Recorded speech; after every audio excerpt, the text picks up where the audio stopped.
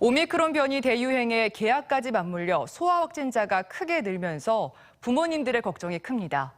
특히 최근 소아 확진자들의 경우 발열보다는 컹컹 기침 소리가 나는 급성 후두염 증상이 더 걱정된다고 하는데요. 소아 오미크론 변이 감염과 관련해 어떤 점을 눈여겨봐야 할지 정진규 객원 의학 전문 기자가 자세히 알려드립니다.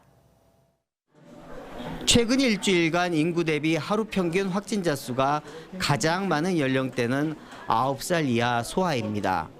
인구 10만 명당 하루 평균 확진자 수가 711명으로 인구 대비 확진이 가장 적은 70대와 비교하면 3배가 넘습니다.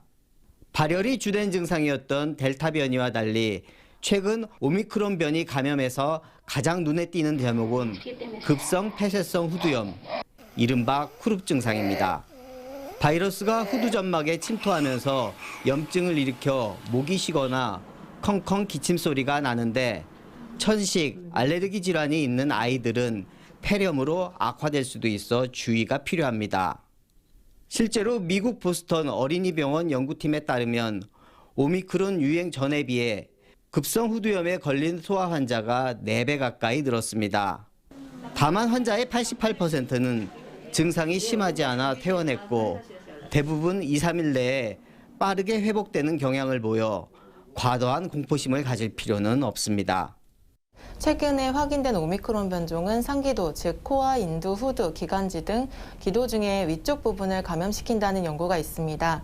소아 청소년들의 경우는 기도와 비강이 작기 때문에 같은 감염 시에도 증상이 나타날 위험성이 더 크겠습니다. 생후 24개월 미만 영유아들의 경우는 돌발진 시기와 겹쳐 코로나19와 혼동하는 경우가 생길 수 있습니다.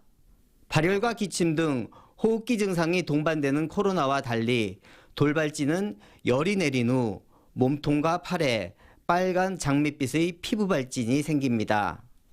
돌발진은 해열제 복용과 수분 섭취를 잘 해주면 대부분 자연 회복되지만 심한 열성 경련이 지속된다면 치료를 받아야 합니다.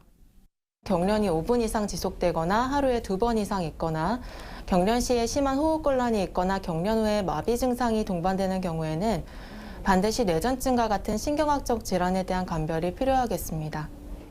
오미크론도 아이에 따라 발열이 나타날 수 있지만 미열일 때는 물을 충분히 마시게 하고 가벼운 옷을 입혀 쉬게 하면 대부분 열이 내려갑니다. 하지만 해열진통제 복용 이후에도 38도 이상의 열이 2, 3일간 지속되거나 열로 인한 경련이 발생하는 경우라면 중증화 위험이 우려되는 만큼 병원을 찾아 진료를 받아야 합니다. TJB 닥터 리포트 정재규입니다.